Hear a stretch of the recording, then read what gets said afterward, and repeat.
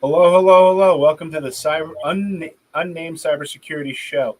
Hey, parents, make sure your kids are away from the speakers. This is a not safe for work podcast. Warning, not safe for work podcast. I feel like that's aimed at me. Oh no. No, it might be named for a few All of the above. All of the above. Because it's so. Chris. Yeah. Did you hear about LastPass and the news that they're going independent for the last 22 years? Yeah, I'm not going to use my green room comparison analogy though for this because I feel like this might really end us all. Yeah, it's pretty cool. Hey, we're going to be independent. That's cool. Who's going to own you? Oh, it's going to be Francisco Partners and Elliott Management. Cool. Who do they own? Well, we're going to be an independent company underneath LMI Parent LP. It's a holding company of the same shareholder group who is strikingly is owned mostly by Francisco Partners and Elliott Management. So basically, they're a company that isn't directed by GoTo, but they're still owned by the same people. Sounds like they're creating a company to protect themselves. Yeah, or to be sold later. Well, the reason I brought this article up, and The Verge has reported on this over the years when we were digging into this. What caught my attention was they said, well, it's because of our security breaches that we're looking to go independent. But when you dig into the whole process, it's really a lot of smoke and mirrors. Yeah. As far as the independence is concerned, because they're not doing a buyout and buying the company back. They're just changing the management team internally. Yeah, like I said, it looks like they're trying to do that, they're not under the management team, but it's also looking like maybe they're going to sell them at some point. So getting them as an independent entity, even though they're technically they're owned by a holding company essentially, they could spin them out, package deal them or something. I don't know who else Elliott Management, Francisco Partners owns. I'm not going to dig that deep, but they might have a deal where they can spin them off later. But private equity is they want to get their money back, right? So this might be a start. This might be a start of a sale, or they IPO them, or they do something crazy. But I mean, we're not offering financial advice here, but educational purposes only. We're not financial advisors. Please don't make any stock buys on our opinions. So, Bob, you shared with me this morning last night about Dropbox. Oh yeah. So Dropbox's HelloSign product, the signature authentication like DocuSign, they had a data breach, and the bad guys managed to get login information, MFA information, and it looks like also API keys. So anyone that's got integrated stuff on these platforms needs to do some work today. Yeah. So the API keys, it looks like they disabled the API keys until you go and rotate them, which means you have to go people have to update their application connections and so forth. So people might might have registration forms set up on their websites thinking that the automation is going to go work, get a document. And guess what? That user is going to get an error code. And how many people are going to come back a second time or raise their hand? It's like, send me the contract so I can pay you. Yeah.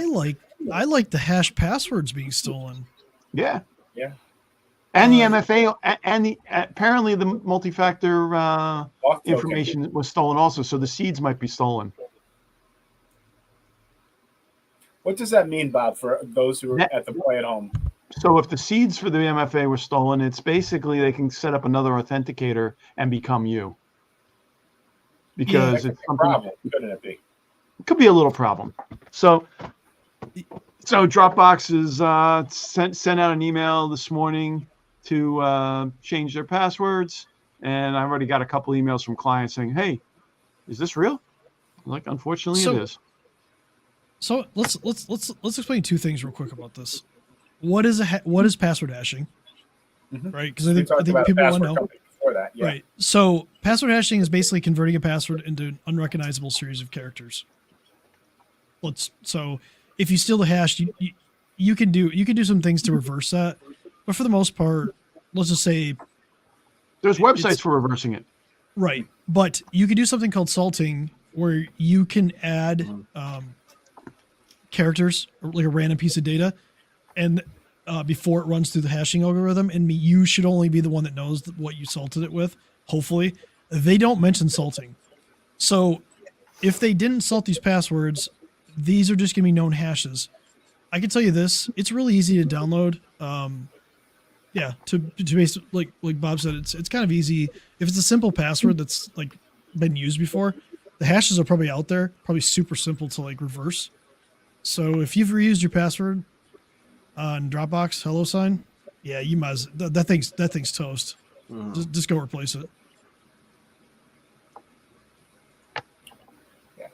Boy, we are sunshine. We are purveyors of sunshine today, guys. Oh yeah, well, Rainbows, unicorns. We're not creating the sunshine or the clouds. We're just reporting on them. I'm always a little ray of sunshine. Thank you very much. You are there, Matt. We haven't even got to the spicy side yet. We have this is getting darker. It's going to go down there. No. You know how we can, for all those who were playing at home, if you want to watch Chris's demeanor change, there's only really 2 words that you have to say. Change.org. And being responsible. So well, change.org. That's probably. Are you referring to a healthcare situation, or are you actually referring to change.org? Maybe I might be talking about the healthcare. Change.org is something completely different. I think you just screwed out. I think you dropped. Yeah, that's the. That's a platform from Change, dude. And there's plenty of change we need. We're not letting Chris go on that one. That would be a whole different rant. So what's the right change, Chris? Okay, so let's talk a little. Let me pull. I made notes for this one, guys. This is where we're gonna go. We're going sideways here. Let's talk about who's had a worse week than. I don't know. Pick somebody. How about Andrew Whitty? Does anybody know who Andrew Whitty is? No. He is the CEO of UnitedHealth, who owns Optum, who owns Change Healthcare, who exposed 1/3 of Americans' information because he had to testify in front of Congress and he had to talk about their data breach. Oh, this is where it gets real good, guys. October 3rd, 2022. I want to take you back to this day. Change Healthcare was finalized. They were now owned by UnitedHealthcare. 2022, October 3rd, 2022. UnitedHealthcare through Optum paid $8 billion in cash, bought Change Healthcare. October 3rd, 2022. If I'm not mistaken, we are in 2024. Does anybody dispute that at this point? I don't think so. I looked at the calendar this morning. I'll second that motion. Okay. February 12th, 2024. Hackers gain access to Change Healthcare. So last I checked, that's way over a year past. That's 16 months post acquisition? Roughly? A little bit more than that. February 12th, they gained access. How did they gain access? They stole some credentials and they logged in through a Citrix portal to give access to a desktop that, guess what? In 2024 didn't have multi-factor authentication. They just had to go, here's my username, here's my password, boom, into desktop. In 2024, to a company that has 1/3 of Americans' information, at least. Wow. That's And disturbing. then they didn't know about it for 9 days because the only reason they knew about it, as these hackers were stealing 6 terabytes worth of data, was they were hit with ransomware on February 21st. So they said, we disconnected our data center so that they wouldn't get past Change Healthcare. That's interesting. And then he goes on to say, we stop 1 intrusion every 70 seconds. So we stop 450,000 intrusions a year. And he was talking about UnitedHealthcare as a total. I'd love to see his definition for what an intrusion is. Like somebody somebody goes out and I don't know, pings their Citrix server or their Citrix or sends an email saying that they're a Nigerian prince. Yeah, the old Nigerian prince email comes in. Email comes in. It's an intrusion. Exactly. So I want to change the tone here. I'm sick of this shit. I'm honestly sick of it. I've got 10 letters. I'm sure I'll get one from Change Healthcare because I do business with one of the pharmacies they deal with. I'm sure I'll get another letter. This is in the last 13 months, 14 months. I got 10 or 11 letters now.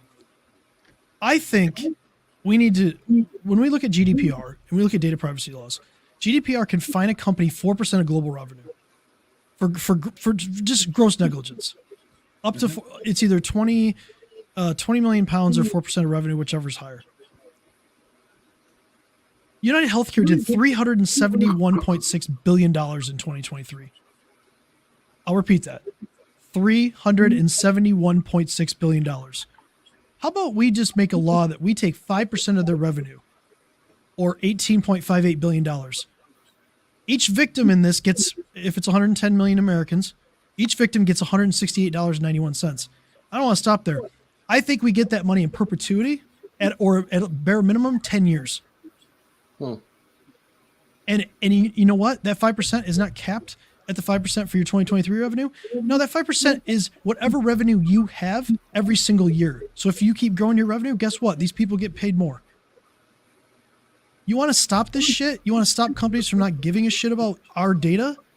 You put penalties like this on them. And guess what? This penalty can't be avoided by bankruptcy. Let's student loan this shit. Let's student loan it. No bankruptcy, guys. Well, this is your responsibility now. This is your responsibility. He's rocking, man. Dude, this is horse shit. Let's be real. I'm sick of this. It's a very Chris, specific you don't have to worry at all, because Bob sent me an email this morning from Wired that the U.S. government is asking big tech companies to promise to do better. Right, Bob? That's right.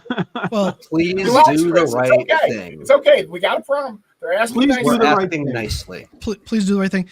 Microsoft announced too that they're going to fix their security because of some of the bugs they have. And then this week too, the FCC fined all 4 major wireless carriers for basically selling our location data.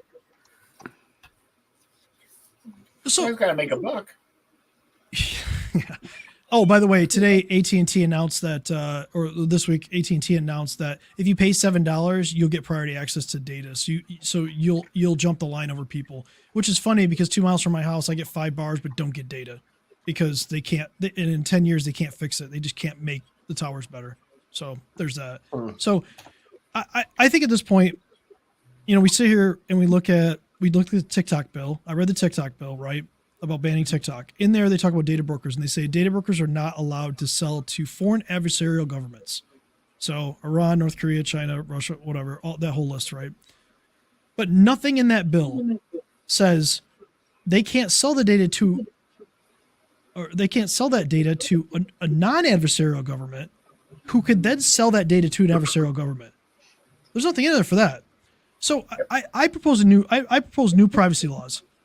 When our data is sold, we earn a piece of that. They have to pay us. There you go. So instead of this thing like, hey, we can use Meta for free, when you sell our data, you have to pay us, and then you have to keep a ledger of who you sold the data to. So you owe that to us. So as we go forward in this world, and these corporations, and look, I love capitalism.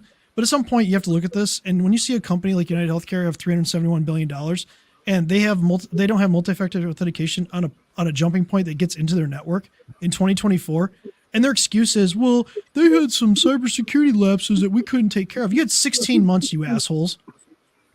Fix it. How do you really feel? Remember, we said at the beginning of the show that this is not for kids. Yeah. Parents, please remove your kids from the podcast. I'm really trying not to drop an F-bomb at this point. But what else? It's just a matter of time. Let's be honest. It's just a matter of yeah, it is. So if we're going to allow corporations to merge, if we're going to allow these conglomerates to happen, and we're going to allow them to have our data, and they just don't care.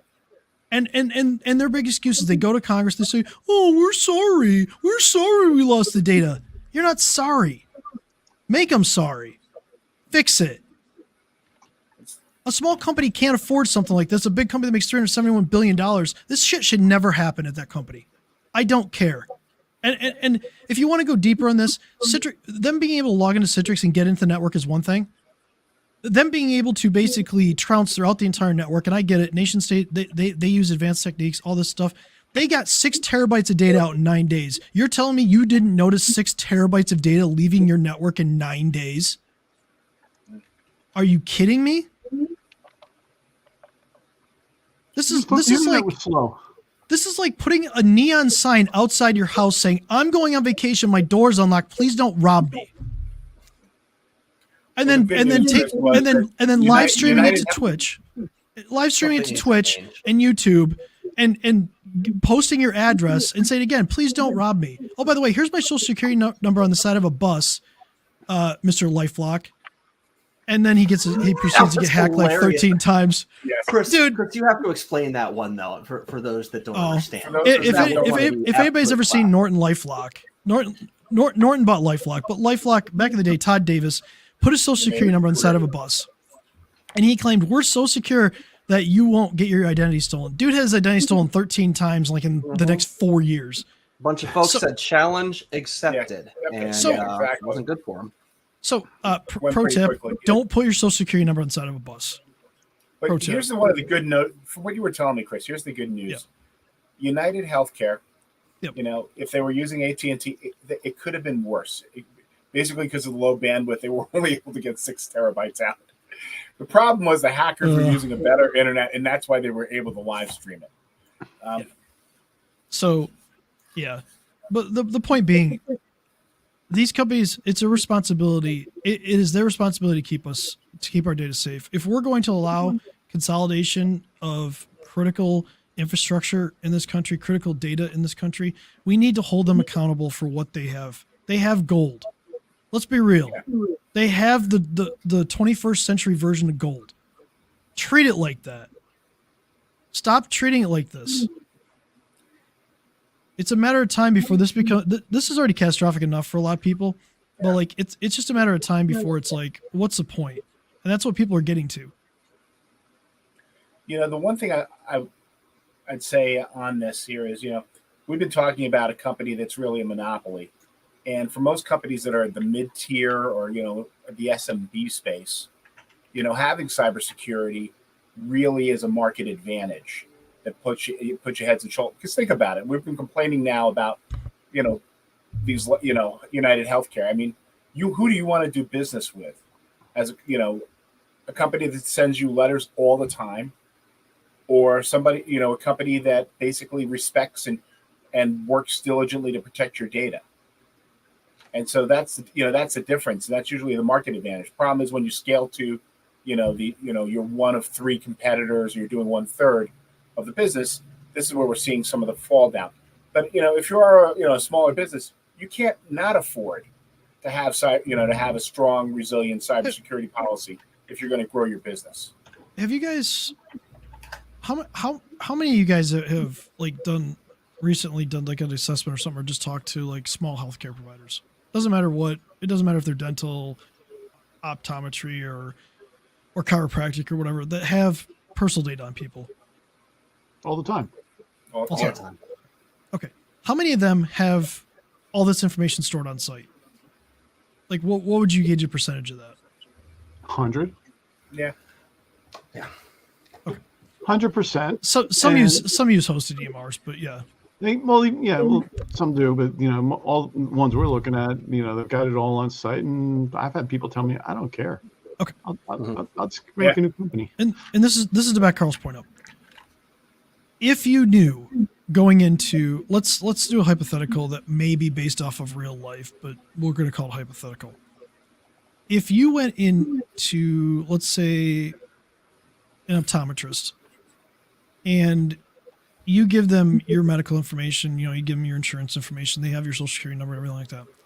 Would you pay more to know that they are taking the right steps to protect that data? And that's the question I want everybody to answer. So you can drop it down below. You can DM us, whatever. Great question. Think about that. I would, but it's because I've had my identity stolen, and I know what things like that are. I have a feeling a lot of the comments we're going to get below are, no one wants to pay more. Some of the comments we get below is like, at some point. Did Chris find the white powder that was at the White House for this episode? But that's another show. Anyway, but it's a question to ask yourself when you conduct business in general with a company. Would you pay more if you knew that they actually cared and they were taking the steps to protect your data? And sometimes we won't know, right? Because like at United Healthcare, we're assuming. Well, clearly that assumption was wrong for change. We don't even really have a choice. Right. We might not have a choice. But when you go into a small business, when you go into a provider, when you conduct business with people, how about business partners that you have? Like, would you pay a little bit more to know that they're doing the right thing so that your supply chain isn't interrupted? Like, you know that your data that you've shared with them, maybe you wire money in between them that's going to be safe and that's not going to be just stolen.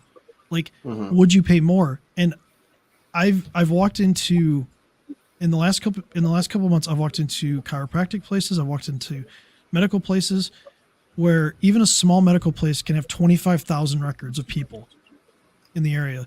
And they may not do that much revenue. They may do less revenue than you think they do. They may not even do $1 million, but they have 25,000 records of people. Do you think that if they get breached, you're getting anything out of them? No, they're going to go out of business because they're going to be fined into oblivion. That's their business plan. And that's what, yeah, and that's a business plan. And that's something that's got to stop. But you know, I'll even take it even to attorneys, wills and trusts, CPAs, any of these people that you're leaving the keys to your kingdom to. And that's to Carl's point. That's why we do this. We don't want the world to be like this. Unfortunately, this is the way that it is. And healthcare has been broken for a long time. I used to work in healthcare and saw this way too often. It's broken. And it's not just what we pay.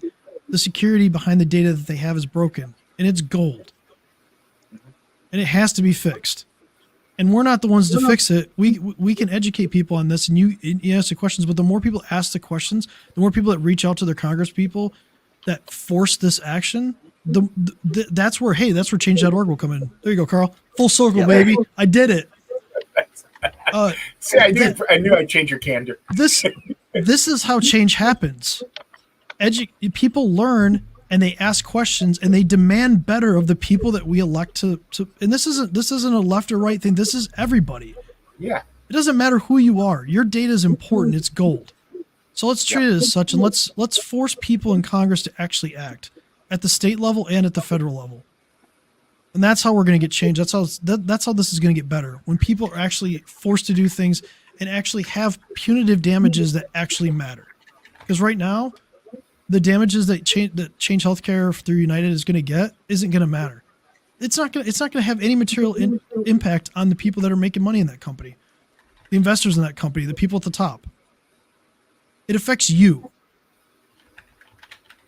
So let's start caring about each other and let's start forcing the issue with people to get this shit to change. That's my. I think we got to get Chris off his soapbox now. I think. Yeah. You know what? Look. For those of you who remember Network, I'm thinking with Chris, it's like the movie Network. There's a famous scene. I think of Chris. He's like, "I'm mad as hell and I'm not going to take it anymore." And that's what you need to do. That's what we need to do with our data, honestly. This seems timely, not untimely for this conversation. But I thought about running for political office at one point, and my wife told me she divorced me. So I would watch that shit show go down all year long. Please do it. Somebody else. Okay, again, parents. I will pay admission. Yeah. So I have to. I think I have a title now: the Not Safe for Work Cybersecurity Show. we are advocating for change. We're advocating for the better of humanity, and it's going to start with everybody that speaks up. So if held my opinions for a long time. Here. Yeah, we'll see Chris for 2024 elections. That's not happening. And the question of the day: would you pay more to make sure your data is safe? Yeah. Think about that every time you conduct business with somebody, whether you own a business or whether you're just a consumer. Think about that. Yeah. Would the insurance company pay more to keep your data safe? Mm-hmm. That too. That's what it comes down to. So you guys have a wonderful week. I'm sure we'll have something else to rant about next week. Half of us will be in Indiana. Matt, that's right. Matt, are you in Indiana? Yeah, I'll be there. Okay, so the three of us are going to a conference. Mm-hmm. Bob is relegated to New Jersey next week. This sounds like a weird joke, but it's gonna be like 3 of us on one screen and Bob. 3 boys and a Bob. We're done. So We're done. No Bob jokes. Let's go. We'll figure out how to go live next week for you guys. Stay cyber safe, and we'll talk to you next week. All right, carpe diem.